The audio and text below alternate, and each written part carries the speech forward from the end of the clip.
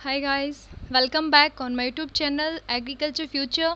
तो 10,000 एमसीक्यू की जो हमारी सीरीज चल रही थी, जो कि कृषि पर्यवेक्षक यानी कि agriculture supervisor, jet, ICAR, BHU और जितने भी एग्रीकल्चर कम्पिटिटिव एग्ज़ाम हैं जो कि आप हिंदी मीडियम से दे रहे हो, उन सभी के लिए ये जो वीडियो है ये इम्पोर्टेंट रहने वाली है। तो ये आज अपना डे 9 है। कल क्लास नहीं हो पाई थी किसी रीज़न से, तो इस चैनल पे आपको इन सीरीज़ के अलावा फ्री क्लासेस भी मिलेंगी। देन वीडियो को शुरू करने से पहले एक रिक्वेस्ट करना चाहूँगी कि अब अगर अभी तक आपने चैनल को सब्सक्राइब नहीं किया है, देन चैनल को याद करके सब्सक्राइब कर लेना, और वीडियो पसंद आए तो वीडियो को लाइक करना, अपने फ्रेंड्स के साथ ज़्यादा से ज़्यादा वीडियो को शेयर करना। और जैसे कि आप सबको पता है, जैसे ही वीडियोस ख़त्म होती है उसके बाद में आपको कुछ क्वेश्चन एज ए होमवर्क दिए जाते हैं। तो वो क्वेश्चंस आपको करने होते हैं कमेंट बॉक्स के अंदर, वीडियो के नीचे कमेंट बॉक्स में उनका आंसर देना होता है जैसे ही वीडियो ख़त्म होती है। तो जो फर्स्ट सेकंड थर्ड रैंकिंग रहती है, तो फर्स्ट जो है मोना सिंह है, पिछले 5-6 दिनों से यही जो है फर्स्ट रह रही हैं, तो इनको मैं कांग्रेट्स बोलना चाहूँगी। एंड उसके बाद में है शीतल बाट्रा, ये थर्ड टाइम आज सेकंड रैंक पे रह रही हैं, तो इनको भी मेरी तरफ से बधाई हो। And thanks for support me, आप सभी मुझे इतना सपोर्ट कर रहे हो, उसके लिए थैंक्स। तो जैसे कि लास्ट टाइम हमने बात की थी मैंगो के बारे में, आम की जो फसल है उससे जितने भी क्वेश्चन बनते हैं ना इम्पोर्टेंट, उसके बारे में हमने क्या किया था, उस क्लास में डिस्कशन किया था। लेकिन उस क्लास में मे बी 53 के अराउंड क्वेश्चंस थे। मैंने बोला था बाकी क्वेश्चन नेक्स्ट वीडियो में होंगे, तो उसके अकॉर्डिंग आगे के जो क्वेश्चन है वो करते हैं। आगे के क्वेश्चन कौन कौन से जो मैंगो से बन सकती हैं। फर्स्ट ये है कि उत्तकशीय या फिर स्पंजी टिश्यू किस किस्म में मुख्य समस्या है। पिछली वीडियो में हमने पढ़ा था कि किस वैरायटी के अंदर, किस किस्म के अंदर, आम की कौन सी किस्म में ये स्पंजी टिश्यू जो है ये नहीं हो सकता। ठीक है, अब ये बोल रहा है कि ये टिश्यू जो है ना, स्पंजी टिश्यू रोग जो है, ये विकार जो है उत्तकशीय, ये किस वैरायटी की यानी कि आम की कौन सी किस्म का मुख्य समस्या है ये। तो आपको ऑप्शन दिया गया है कि रत्ना, अल्फांजो, आम्रपाली या फिर चौसा। तो याद रखना कौन सी है, अल्फांजो है। अल्फांजो के अंदर ये सबसे ज़्यादा होता है ये वाला रोग। उसके बाद में आम का एकांतर फलन वाली किस्म है। अब आपको ये होगा एकांतर फलन क्या होता है। तो एकांतर फलन क्या होता है कि ऐसी वैरायटी जो कि क्या करती हैं, एक बार फलन देती हैं और फिर उसके बाद में एक ईयर स्किप करती हैं, एक टाइमिंग को फिर से एक बार फ्रूटिंग देती हैं इस टाइम से, यानी जो कि क्या करती है, रेगुलर निरंतर फल नहीं देती। ठीक है, तो उन्हें बोलते हैं एकांतर फलन वाली किस्में। तो ये बोल रहा है मतलब कि इनमें से कौन सी किस्म है। तो ये बोल रहा है दशहरी है या फिर लंगड़ा है या अल्फांजो है। तो याद रखना है तीनों ही क्या है, एकांतर फलन वाली किस्म है, यानी कि सभी हैं ये तीनों। अगला है कि मैंगो में जो आम के अंदर मैंगो मालफॉर्मेशन या फिर गुच्छा रोग होता है, उसके लिए इनमें से सही कथन कौन सा है। यानी कि मैंगो मालफॉर्मेशन के लिए हम क्या बोल सकते हैं कि मैंगो मालफॉर्मेशन जो है ये क्या है। तो पहला ऑप्शन है यह रोग कम तापमान के कारण होता है। दूसरा है कि उत्तरी पश्चिमी भागों में अधिक होता है। तीसरा है कि रोकथाम के लिए 200 ppm NaA से मतलब NaA का यूज़ करते हैं, नेप्थिलीन एसिटिक एसिड का यूज़ करते हैं। तो तीनों ही ऑप्शन सही हैं। ठीक है, कम तापमान के कारण होता है मैंगो मॉल फॉर्मेशन। ठीक है, तो इसका सही उत्तर कौन सा होगा, आपका 4th नंबर जो है वो सही उत्तर होगा। अगला प्रश्न आपके लिए है आम के मैंगो मालफॉर्मेशन के प्रति सहिष्णु किस्म, यानी ऐसी कौन सी किस्म है जिसके अंदर मैंगो मालफॉर्मेशन नहीं होता। आपको ऑप्शन दिया गया है बॉम्बे ग्रीन, चौसा या फिर बॉम्बे ग्रीन और चौसा दोनों। तो राइट आंसर कौन सा है, बॉम्बे ग्रीन और चौसा दोनों ही है, जो कि क्या है, सहिष्णु है मैंगो मालफॉर्मेशन के लिए। अगला प्रश्न है कि आम का एकांतर फलन क्या है। ठीक है, तो ये बोल रहा है कि ऑन ईयर और ऑफ ईयर दो होते हैं, याद रखना एकांतर फलन के अंदर। तो ऑन ईयर के अंदर क्या होता है, फल लगते हैं। ऑन ईयर तो उसे बोलते हैं जिस ईयर के अंदर फल लगते हैं, और उसके बाद में आता है ऑफ ईयर जिसके अंदर फल नहीं लगते, उसे बोलते हैं ऑफ ईयर, यानी बंद रहता है, फलन नहीं होता। फिर है द्विवर्षीय फलन अवस्था, द्विवर्षीय एक टाइम होता है, एक टाइम नहीं होता। तो इसके लिए कौन सा कथन सही है, ये सभी कथन यानी तीनों कथन सही है। अगला प्रश्न है एकांतर फलन की रोकथाम, यानी जो एकांतर फलन होता है ना कि एक साल फल हो गया, फिर एक साल नहीं होगा, फिर से एक साल होगा, एक साल नहीं होगा। तो इस समस्या को रोकने के लिए हमें क्या करना चाहिए, किस चीज़ का यूज़ करना चाहिए। तो फर्स्ट है मेचेटी 15 ग्राम पर पेड़, यानी कि पर पौधे 15 ग्राम मेचेटी का यूज़ करेंगे। या फिर सेकंड है कि जो पैक्लोब्यूट्राजोल है वो 5 ग्राम पर पेड़ यूज़ करेंगे। तो राइट आंसर कौन सा है, जो अपना पैक्लोब्यूट्राजोल है 5 ग्राम प्रति पौधा यूज करेंगे। ठीक है, ये किस लिए है? एकांतर फलन की रोकथाम के लिए। उसके बाद में अगला प्रश्न है, आम की छोटी पत्ती रोग किसकी समस्या मतलब किसकी कमी से होता है? आम के अंदर जो छोटी पत्ती रोग होता है ना, वो किसकी कमी के कारण होता है, यानी किस चीज़ की कमी हो जाती है जिससे कि आम के अंदर क्या होता है, छोटी पत्ती रोग हो जाता है। तो आपको ऑप्शन में दिया गया है कि जिंक की कमी से, या फिर कॉपर की कमी से, या आयरन की कमी से, या फिर जिंक की अधिकता से। तो याद रखना, अपने को ये पता होता है कई बार कि जिंक की कमी से होता है, पर जब अपने को ऑप्शन में ये दे देता है ना कि जिंक की अधिकता, तो वहाँ पे कंफ्यूज हो जाती है कि कमी की वजह से होता है या फिर अधिकता की वजह से होता है। तो याद रखना, छोटी पत्ती रोग किसकी वजह से होगा? जिंक की कमी की वजह से होता है। अगला प्रश्न है, आम का काला सिरा ब्लैक टिप विकार किस गैस के हानिकारक प्रभाव से होता है? पहली बात तो मैं आपको ये बता दूं, काला सिरा किस वजह से होता है। जैसे कि मान लो यहाँ पे ईंट के भट्टे, चिमनियाँ वगैरह है और उसके पास में क्या है, आम का बाग है, तो जिससे क्या होगा, ब्लैक टिप या काला सिरा रोग होता है। जैसे कि जो फ्रूट होते हैं ना, जो फल होते हैं, वो बिल्कुल भी अच्छी क्वालिटी के नहीं होते, तो इसे बोलते हैं ब्लैक टिप या काला सिरा रोग। तो ये बोल रहा है कौन सी गैसें निकलती है इन चिमनी या फिर ईंट के भट्टों से, जिससे कि क्या होता है, ये रोग होता है। तो ऑप्शन दिया है SO2 या CO या CO2। तो याद रखना, ये तीनों ही गैसें होती है, इसके कारण क्या होता है, ब्लैक टिप या फिर काला सिरा रोग होता है। अगला प्रश्न है कि ब्लैक टिप या काला सिरा विकार की रोकथाम हम कैसे करेंगे, इसकी रोकथाम के लिए क्या करना चाहिए? फर्स्ट है बोरेक्स, सेकंड है कास्टिक सोडा, थर्ड है पोटेशियम हाइड्रोक्लोराइड। तो याद रखना, तीनों का ही यूज़ कर सकती हैं, यानी कि इसका राइट आंसर कौन सा होगा? सभी का यूज़ कर सकती हैं। नेक्स्ट क्वेश्चन है, पाउडरी मिल्ड्यू होता है, जो मैंगो है उसके अंदर पाउडरी मिल्ड्यू होता है, तो पाउडरी मिल्ड्यू किसकी वजह से होता है? अपने को ये तो पता है कि पाउडरी मिल्ड्यू होता है, पर कवक से होता है, जीवाणु से या विषाणु से या प्रोटोजोआ से। ठीक है, तो याद रखना, ये जिस भी चीज़ पहले मैं बताऊंगी नहीं कि कवक से होता है, जीवाणु से, विषाणु से या प्रोटोजोआ से, पर जिससे भी होता है ना, उसका नाम क्या है? ओडियम मेजिफेरा, ये उसका वैज्ञानिक नाम है। ठीक है, तो बता देते हैं उसका राइट आंसर क्या है, कवक। कवक से होता है पाउडरी मिल्ड्यू, और कौन सी कवक से? ओडियम मेजिफेरा नाम की एक कवक होता है, जिससे क्या होता है, पाउडरी मिल्ड्यू होता है। अगला प्रश्न आपका जो है, आम की किस्म है, यानी कि इनमें से आम की किस्म कौन कौन सी है? फर्स्ट है लंगड़ा है, और उसके बाद में दशहरी, फिर मल्लिका, फिर पूषा, अरुणा। तो इनमें से सभी आम की किस्में ही हैं। ठीक है, इससे क्या होगा, आपको 4 किस्में याद होगी कि इनमें सभी का एक ऑप्शन देना मैं भूल गई, 5 नंबर ऑल ऑफ दिस, यानी कि सभी हैं। तो राइट आंसर कौन सा आपका? 5 नंबर की सभी है। नेक्स्ट है ICAR द्वारा विकसित आम की किस्म है, कि इनमें से कौन सी किस्म है जो कि अपना जो इंडियन काउंसिल एग्रीकल्चर रिसर्च है उसके द्वारा क्या है, विकसित की गई है। तो इनमें से कौन सी है? ये बोला पूषा अरुणा, पूषा सूर्या, या फिर पूषा लालिमा, सॉरी ललित, हाँ लालिमा, या पूषा पीताम्बर, पूषा प्रतिभा, पूषा श्रेष्ठ, या फिर सभी। तो याद रखना, ये जो 6 वैरायटियां हैं ना, ये 6 की 6 वैरायटियां ही ICAR के द्वारा विकसित है और आम की वैरायटी है। ये पूछा भी गया एक बार जेट के पेपर के अंदर, तो याद रखना कौन कौन सी वैरायटी है? पूषा अरुणिमा, पूषा सूर्या, पूषा लालिमा, पूषा श्रेष्ठ, पूषा प्रतिभा और पूषा पीताम्बर। ठीक है, ये सभी वैरायटीज क्या है, आम की वैरायटी है और ICAR के द्वारा विकसित की गई है। अगला प्रश्न है आपका कि आम का प्रमुख कीट है, यानी कि आम का प्रमुख कीट कौन सा है? आपको ऑप्शन में दिया गया है कि ग्रास होपर है, या व्हाइट फ्लाई है, या फिर मिलीबग है। तो याद रखना, मुख्य कीट जो है वो कौन सा है? मिलीबग है। अगला प्रश्न है, आम में श्याम वर्ण या फिर जिसे हम एंथ्रेक्नोज बोलते हैं इंग्लिश के अंदर, तो ये जो रोग होता है ना, ये किसके कारण होता है? जीवाणु के कारण होता है, या कवक के कारण, या विषाणु के कारण? तो एंथ्रेक्नोज किसके कारण होता है? एंथ्रेक्नोज होता है जीवाणु के कारण। अगला प्रश्न है, पत्ती सिकुड़न, जो पत्तियां हैं सिकुड़ जाती है, जिसे लीफ स्क्रोच बोलते हैं, वो किसकी वजह से होता है? क्लोरीन की अधिकता की वजह से या फिर पोटेशियम की कमी की वजह से? तो याद रखना, दोनों की ही वजह से होता है। राइट आंसर कौन सा होगा? दोनों की वजह से लीफ स्क्रोच रोग होता है। आम के इतने ही क्वेश्चन थे, 58 क्वेश्चन बनाए हैं मैंने मैंगो से, आम से, तो आपका इसमें से बाहर, इससे बाहर आम से क्वेश्चन नहीं पूछा जाएगा, ये मैं पक्का श्योरिटी के साथ कह सकती हूँ। उसके बाद में हम बात करेंगे बनाना की, तो बनाना का जितना भी पोर्शन है इस एक वीडियो के अंदर ही हम कवर करेंगे। बनाना की बात करते हैं, केले की वानस्पतिक नाम क्या है? सबसे पहला प्रश्न बनता है आपका बोटेनिकल नाम।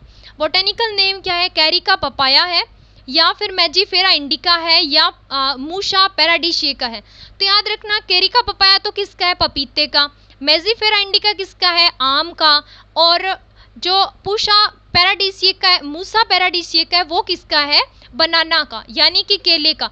देखो 3 क्वेश्चन बन गए, पपीते का पूछे अगर, चाहे मेजिफेरा इंडिका, चाहे मूसा पैराडीसिएका। तो याद रखना क्वेश्चन ऐसे भी पूछा जा सकता है कि मूसा पैराडीसिएका किसका वैज्ञानिक नाम है, तो भी आपको पता होना चाहिए कि किसका वानस्पतिक नाम है, ये बनाना का, केले का वानस्पतिक नाम है। अगला प्रश्न आपसे पूछ सकता है फैमिली का, कि बताओ केला जो है वो कौन सी फैमिली से बिलोंग करता है। तो फर्स्ट ऑप्शन है आपके पास कैरिकेसी, सेकंड ऑप्शन है एनाकार्डियेसी और थर्ड ऑप्शन है म्यूजेसी। तो राइट आंसर कौन सा है आपका, राइट आंसर आपका है म्यूजेसी। ठीक है, और उसके बाद में इसे याद रख लेना ट्रिक से, मूसा का पहला एम है, मैं है, और इसका भी क्या है, म्यूजेसी का भी मैं। उसके बाद में है गुणसूत्र संख्या, क्रोमोसोम नंबर की बात कर रहा है ये बोल रहा है कि 2n इक्वल टू, यानी द्विगुणित तो है ही है, तो इसका बोल रहा है कि 33 है या 44 है या 66 है। तो इसका राइट आंसर कौन सा है आपका, 33 है। क्रोमोसोम नंबर गुणसूत्र संख्या बनाना के अंदर 33 होती है। फिर है कि केले का खाने योग्य भाग, केले का कौन सा भाग हम खाते हैं भाई, ऊपर वाला छिलका रहता है तो ऊपरी परत को हम नहीं खा सकते, उसके अंदर का पूरा भाग क्या होता है, खाने लायक होता है। तो ऑप्शन बोल रहा है कि मध्य फल वित्ती, मध्य फल वित्ती तो खाते ही हैं, ठीक है, मिड वाला जो पोर्शन है, बाहर वाला नहीं खाते। फिर बोल रहे हैं अंतः फल वित्ती, यानी कि जो अंदर की तरफ पाई जाती है वो भी खाते हैं, बिकॉज वहां पे कोई बीज नहीं पाया जाता, कुछ भी नहीं होता इस वजह से। तो आपका राइट आंसर कौन सा होगा, दोनों ही खाती हैं, मध्य फल वित्ती भी और अंतः फल वित्ती दोनों ही खाते हैं। उसके बाद में आपका प्रश्न बन सकता है कि उत्पत्ति स्थान बताओ केले का, कि केले की उत्पत्ति कहाँ पे हुई, केला जो है वो सबसे पहले कहाँ पे देखा गया, इस फसल को, इस प्लांट को, इस पौधे को। तो सबसे पहले इसका ऑप्शन आपके पास है भारत, मलाया, चीन, या फिर फर्स्ट एंड सेकंड दोनों, यानी कि भारत और मलाया दोनों। तो आपका राइट आंसर कौन सा होगा, 4th नंबर, क्योंकि भारत और मलाया दोनों। उसके बाद में है फल का प्रकार, कि इसका जो फल होता है ना वो किस प्रकार का होता है। फर्स्ट है सर्च टाइप का, सेकंड है बेरी टाइप का, और थर्ड है कि 1 और 2 दोनों ही। तो राइट आंसर कौन सा है, 1 और 2 दोनों ही फल का प्रकार सर्च और बेरी प्रकार का होता है। अगला है कि केले के उपनाम, यानी कि केले को और किस नाम से जाना जाता है, जैसे हमने पढ़ा था ना, मैंगो को प्राइड ऑफ इंडिया और राजदूत के नाम से जाना जाता है, उसी प्रकार से ये बोल रहा है कि केले को किस नाम से जाना जाता है। कल्पतरू तो सबको पता होगा, और MS फिंग के नाम से एप्पल ऑफ पैराडाइज, ये 3 नाम और हैं केले के। तो इसका सही उत्तर कौन सा होगा, सभी, यानी इन तीनों नाम से क्या है, केले को जाना जाता है। अगला प्रश्न है भूमि का pH मान, यानी कि जिस भूमि पे हम क्या कर रही हैं, जिस भूमि पे हम केले को लगाएंगे, केले के प्लांट को लगाएंगे, वहाँ का pH मान कितना होना चाहिए। आपको ऑप्शन दिया गया 8 से 9 या 6.5 से 7.5 या फिर 11 से 13। तो आपका राइट आंसर कौन सा होगा, 6.5 से 7.5 pH जहाँ पे होगा वहाँ पे हम आसानी से ग्रो कर सकते हैं बनाना के प्लांट को, केले के फसल को। अगला प्रश्न आपका ये बन सकता है कि केले के लिए उपयुक्त जलवायु बताओ, कि किस प्रकार की जलवायु के अंदर जो केले का पौधा है, केले की फसल है, वो अच्छे से ग्रोथ कर पाएगी। तो आपका पहला प्रश्न है शीतोष्ण, सेकंड है आर्द्र, और थर्ड है उष्ण कटिबंधीय। तो आपका सही उत्तर कौन सा है, उष्ण कटिबंधीय इलाकों के अंदर आसानी से केले की फसल की उगाई जा सकती है।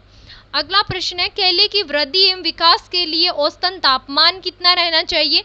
तो केले और वृद्धि के केले की जो वृद्धि है और विकास है उसके लिए औसतन तापमान कितना रखना चाहिए। तो 30 से 40 डिग्री सेल्सियस, या फिर 40 से 50 डिग्री सेल्सियस, या फिर 20 से 30 डिग्री सेल्सियस। तो राइट आंसर कौन सा रहेगा, 20 से 30 डिग्री सेल्सियस रखना चाहिए। अगला प्रश्न है कि केले को सब्जी के रूप में, यानी कि केले की सब्जी बनाते हैं ना, तो सब्जी बनाने के लिए कौन सी किस्में हैं जो ग्रो की जाती है, कि केले की सब्जी बनाने के पर्पज से, के उद्देश्य से उन किस्मों को लगाया जाता है। तो पहला ऑप्शन है पूवन, सेकंड है नेंद्रान, और थर्ड है आपके पास कि ये दोनों ही किस्में। तो राइट उत्तर आपका प्रश्न का आंसर जो है वो कौन सा है, दोनों ही, यानी कि पूवन और नेंद्रान दोनों ही प्रकार की। ठीक है, अगला प्रश्न है कि फिग और चिप्स बनाने के लिए, यानी कि फिग और चिप्स बनाने के लिए कौन सी वैरायटी है, कौन सी किस्म है केले की जिसका उपयोग किया जाता है। तो जो चक्र केली और नेंद्रा और पूवन और सभी, आपको ये 4 ऑप्शन दिए गए हैं। तो चिप्स या फिग बनाने के लिए नेंद्रान का यूज़ किया जाता है। नेंद्रान जो किस्म है ना, उस किस्म के जो केले होते हैं ना, उनका उपयोग चिप्स और फिग बनाने के लिए किया जाता है।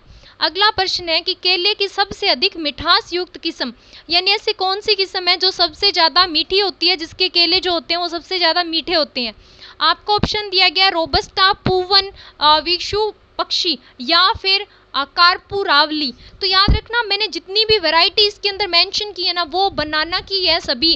तो इससे क्या होगा, आप बार बार से उनके नाम पढ़ोगे तो आपको याद रहेगा, और अगर मैं बीच में किसी और क्रॉप की डाल दूंगी तो आप कंफ्यूज हो जाओगे। तो आप एक बार जब केला पढ़ोगे तो उसके अंदर जितनी भी वैरायटी पढ़ोगे तो आपको याद रहेगा कि जब हमने केला पढ़ा था तो इसके अंदर ये वैरायटीज थी। तो याद रखना इसका राइट उत्तर कौन सा है, सबसे ज़्यादा मिठास युक्त कौन सी है, जो कारपुरावली है वो क्या है, सबसे ज़्यादा मीठा होता है, इसका जो फल होता है वो। अगला प्रश्न है आपका ड्वार्फ कोवेंडिश, जो कि क्या होती है, एक बोनी वैरायटी है, यानी इसके प्लांट जो होते हैं वो ज़्यादा लंबे नहीं होते। तो ड्वार्फ कोवेंडिस जो है किस्म है, ये बोला ड्वार्फ कोवेंडिस किसकी किस्म है, ये जेट के अंदर पूछा गया था। तो किसकी है, ऑप्शन में है अमरूद की, केले की, सेब की या आम की। तो अभी तो केला चल रहा है, आप बता दो कि ये केले की वैरायटी है, लेकिन याद रखना ड्वार्फ कोवेंडिस किसकी वैरायटी है, केले की वैरायटी है। अगला प्रश्न है नवजात शिशुओं के खाद्य उत्पाद बनाने के लिए उपयुक्त, नवजात शिशु होते हैं ना उनके खाने के लिए प्रोडक्ट जो बनाए जाते हैं उनके लिए कौन सी वैरायटी यूज़ की जाती है उनके प्रोडक्ट को बनाने के लिए। पहला ऑप्शन है पूवन, सेकंड ऑप्शन है सीओ फर्स्ट, और थर्ड ऑप्शन है कुन्नन। तो कौन सी यूज़ की जाती है, कुन्नन जो वैरायटी है ना उसका यूज़ किया जाता है नवजात शिशुओं के खाद्य उत्पाद बनाने के लिए। अगला प्रश्न है कंदली का क्रॉस किया गया किससे, पहले से इन दोनों का क्रॉस किया गया था मूषा जो वाल्विशियाना और लेडन है, इन दोनों का क्रॉस किया गया, फिर इन दोनों का क्रॉस से जो बना उसका क्रॉस किया गया कदली से, और फिर जो वैरायटी बनी वो कौन सी है, तो G9 है या फिर को1 है या पूवन है। तो याद रखना कौन सी है, को1 है जो कि इनके क्रॉस से बनाई गई है, इनका संकरण करवा के बनाई गई है। अगला प्रश्न है रस थाली किस्म किसकी है, ये सुपरवाइजर के अंदर पूछा गया प्रश्न है कि रस थाली किस्म किसकी है। रस थाली किसकी है, केले की है, आम की है या अमरूद की है। तो किसकी है, केले की है रस थाली वैरायटी। नेक्स्ट है केले का तना जो भूमि से ऊपर निकला होता है कहलाता है। तो केले का तना जो भूमि से ऊपर निकला होता है वो क्या कहलाता है, स्यूडोस्टेम। याद रखना ये केले का प्लांट है, ठीक है, ये मान लो ये इसकी पत्तियां हैं। तो ये बोल रहा है जो तना जो है ना जो ऊपर निकला होता है धरती से, ये मान लो ये हमारी सोइल है, पृथ्वी है, सरफेस है, और ये अंदर वाला पोर्शन है, ठीक है, ये यहाँ पे रूट है। तो ये बोला जो बाहर वाला पोर्शन होता है ना, जो बाहर निकला हुआ तना होता है उसे क्या बोलते हैं, भूमि से बाहर निकले हुए तने को क्या बोलते हैं, स्यूडोस्टेम बोला जाता है, इसे क्या बोलते हैं, स्यूडोस्टेम। ओके, और ये जो अंदर जो कुछ तने का कुछ भाग होता है इसको बोलते हैं राइजोम, ठीक है, इसको क्या बोलते हैं, राइजोम। और यहाँ पे जो पोर्शन होता है यहाँ पे कुछ निकला हुआ होता है, कुछ तने छोटे छोटे निकले हुए होते हैं यहाँ पे ऐसे साइड में, उन्हें क्या बोलते हैं, सकर्स। और इन सकर्स का यूज़ किस लिए किया जाता है, केले के नए प्लांट बनाने के लिए इन सकर्स का यूज़ किया जाता है। नेक्स्ट जो क्वेश्चन आपका केले से बन सकता है वो है केले का पुष्पक्रम कहलाता है। पुष्पक्रम क्या होता है, पुष्पक्रम है कि जो टहनी होती है उसके ऊपर जो प्लांट के जो पुष्प लगते हैं वो किस टाइप से लगते हैं, यानी उनके लगने का क्रम क्या है, उनका सीक्वेंस क्या है, उसके बेस पे पूछा है। तो आपने देखा होगा कि इस टाइप से जो आपकी टहनी जो रहती है उसके ऊपर, यानी कि जिस पे फ्लावर्स लगते हैं, जिस पे पुष्प लगते हैं, उस टहनी की मैं बात कर रही हूँ, उस पोर्शन की। तो यहाँ पे क्या होता है कि इस टाइप से जो आपने देखा होगा केले का, इस टाइप से क्या होती है, फ्लावरिंग होती है, पुष्पन लगती हैं, ठीक है। तो इसे क्या बोलते हैं, स्पेडिक्स बोला जाता है, इस क्रम को, पुष्प लगने के क्रम को ही पुष्प क्रम कहा जाता है, इसे क्या बोलते हैं, स्पेडिक्स बोला जाता है। फिर है कि केला किस प्रकार का पादप है, यानी ये पूछ रहा है कि अगुणित है या द्विगुणित है या त्रिगुणित है। तो केला किस प्रकार का है, त्रिगुणित है, ठीक है। अगला प्रश्न है कि केले का पादप अपने जीवन काल में कितनी बार फल देता है, कि केले का जो प्लांट है वो अपने जीवन काल में कितनी बार फल दे सकता है। तो याद रखना वो अपने जीवन काल में ओनली एक बार ही फल देगा। फिर है केला मुख्य स्रोत है, केला जो है उससे क्या मिलता है, विटामिन, वसा या कार्बोहाइड्रेट या फिर प्रोटीन। तो सही उत्तर कौन सा है आपका, कार्बोहाइड्रेट। अगला प्रश्न है केले की तुड़ाई के बाद तने की कटाई यानी कि सकर्ष क्या कहलाती है। जो केले की तुड़ाई होती है, तो मान लो आपको पता है एक बार केला जो है वो अपने लाइफ साइकिल के अंदर, जीवन चक्र में ओनली एक बार ही फल देगा। तो उसके बाद में हम क्या करेंगे, उन प्लांट्स की कटाई कर देंगे, ठीक है। और जो बाकी उसके पास से मैंने आपको बताया था, जो टहनी है उसके पास में यहाँ जो तने निकले होते हैं छोटे छोटे, उनको हम स्कर्स बोलते हैं। और इन्हीं सकर्स से हम क्या करते हैं, नए प्लांट जर्मिनेट करते हैं केले के। तो इन सकर्स को, कुछ सकर्स को हम छोड़ देते हैं ताकि क्या हो, यहाँ से न्यू प्लांट बन पाए। और इनकी ग्रोथ बहुत तेजी से होती है और न्यू प्लांट क्या होता है, बन जाता है, न्यू पौधा बन जाता है, ठीक है। तो ये बोला कि उस कटाई को क्या कहते हैं, बाकी पोर्शन तो हम कट कर ही देंगे ना, तो जो कटाई की जाती है उसे क्या बोला जाता है, ये बोला है प्रोपिंग या निपिंग या फिर मेटोकिंग या फिर क्यूरिंग। तो मेटोकिंग बोलते हैं उसे, क्यूरिंग याद रखना तंबाकू के अंदर की जाती है, चाय के अंदर। नेक्स्ट है, केले के पेड़ को सहारा देने की क्रिया क्या कहलाती है।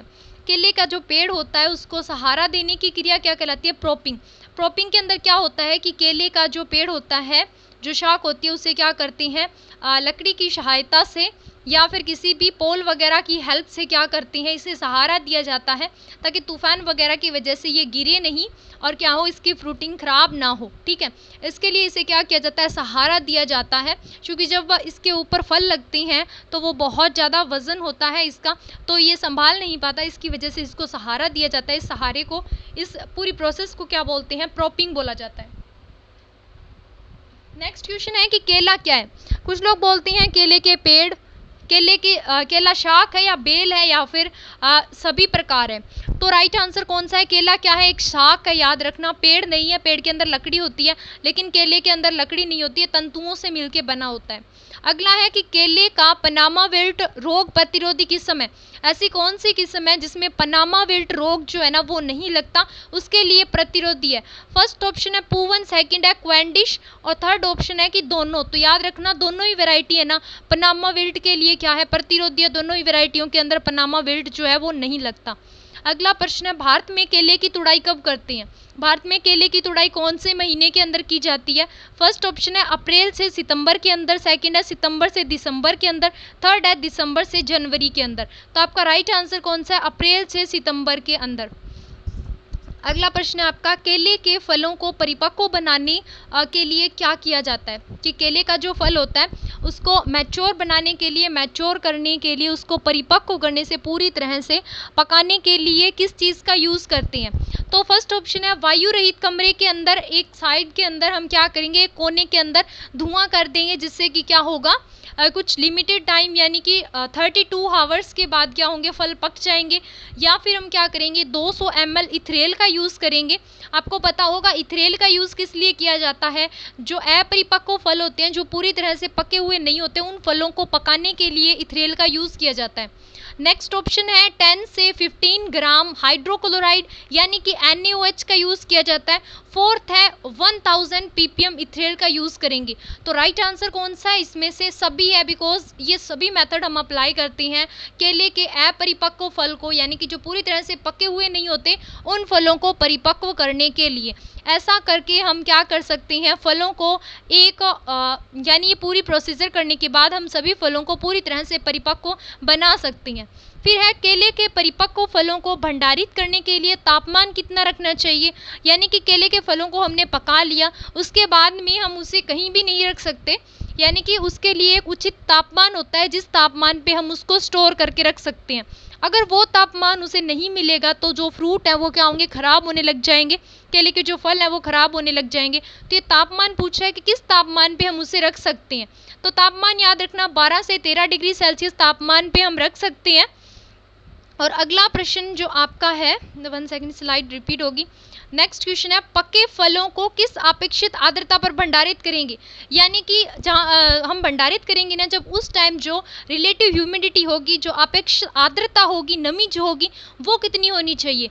तो 100% होनी चाहिए, ये 60 से 70% या 85 से 90%। तो याद रखना कितनी होनी चाहिए, 85 से 90%। और जब हम ये मेथड अप्लाई करेंगे ना, यानी कि 85 से 90% आर्द्रता के ऊपर और 12 से 13 डिग्री सेल्सियस टेम्परेचर के ऊपर जब हम इसे स्टोर करके रखेंगे ना, भंडारित करके रखेंगे, इसका भंडारण करेंगे, तो हम इसे 1 सप्ताह के लिए भंडारित करके रख सकते हैं। यानी 1 सप्ताह तक जो केले के जो फ्रूट हैं वो खराब नहीं होंगे। नेक्स्ट जो क्वेश्चन है आपका, बनाना बंचिंग टॉप जो है, जिससे गुच्छ शीर्ष रोग भी बोलते हैं, ये किसकी वजह से फैलता है? ये तो सबने पढ़ा है कि बनाना बंचिंग टॉप होता है, बट किसकी वजह से होता है? जीवाणु से, विषाणु से या फिर कवक से? तो ज़्यादातर हम जीवाणु लिखते हैं, बट ये इसका रॉन्ग आंसर है। राइट आंसर है विषाणु से होता है जो बनाना बंचिंग टॉप होता है। नेक्स्ट क्वेश्चन है कि केले के पौधों के जड़ों के पास मिट्टी चढ़ाने की क्रिया। केले का जो केले का जो प्लांट है वो क्या करेगा, थोड़ी हाइट ले लेगा, तो उसके बाद में हम क्या करेंगे, इसकी जड़ों के पास में, रूट के पास में क्या करेंगे, यहाँ से मिट्टी चढ़ा देंगे तने के पास में। ये क्यों की जाती है? ताकि तेज हवा वगैरह के कारण क्या हो, ये प्लांट जो है ना ये गिरे नहीं, ठीक है। इसकी वजह से इसे हम सपोर्ट देते हैं जिससे कि ये गिरता नहीं है, और इस प्रोसेस को हम क्या बोलते हैं? अर्थिंग अप बोला जाता है। अगला प्रश्न है, केले को पौधों की जड़ों के पास मिट्टी चढ़ाने की क्रिया, ये हमने पढ़ लिया, अर्थिंग अप है। नेक्स्ट है, अनावश्यक सकर्स को हटाने के लिए उपयोग करते हैं। मैंने अभी ऊपर आपको जो एक डायग्राम से समझाया था उसमें मैंने आपको बताया था कि सभी सकर्स को हम नहीं रख सकते, बिकॉज हमें एक जगह से एक प्लांट ही जर्मिनेट करना होता है। तो हम क्या करेंगे, इच्छित सकर्स, जितनी हमारी इच्छा होगी हम 1 या 2 ही सकर्स रखेंगे। बाकी सकर्स जो होंगे ना उनको हम क्या करेंगे, काट देंगे, रिमूव कर देंगे। तो उन्हें रिमूव करने के लिए हमें क्या यूज़ में लेना चाहिए? 2,4-D का यूज़ करेंगे या पेंट्रोल का या फिर दोनों का? तो सही उत्तर कौन सा है? दोनों का ही यूज़ करेंगे। अगला प्रश्न है, सकर्स को हटाने की प्रक्रिया जो है वो क्या कहलाती है? हम सकर्स को रिमूव करेंगे, इस प्रक्रिया को क्या कहते हैं? इस प्रोसेस को क्या कहते हैं? तो इस प्रोसेस को डीसकरिंग बोला जाता है। अगला प्रश्न है, केले का प्रसारण होता है, यानी कि केले का जो न्यू प्लांट जर्मिनेट होता है वो किसकी वजह से होता है? बीज से होता है, सकर्स से या फिर बल्ब से? तो याद रखना सकर्स से होता है। और एक क्वेश्चन आपसे और पूछा जाता है कि केले का जो प्रसारण है वो किस प्रकार के सकर्स से होता है? बिकॉज बहुत प्रकार के सकर्स होते हैं, एक होता है स्वार्ड सकर, एक होता है वाटर सकर, या फिर इन दोनों में से ही कोई नहीं।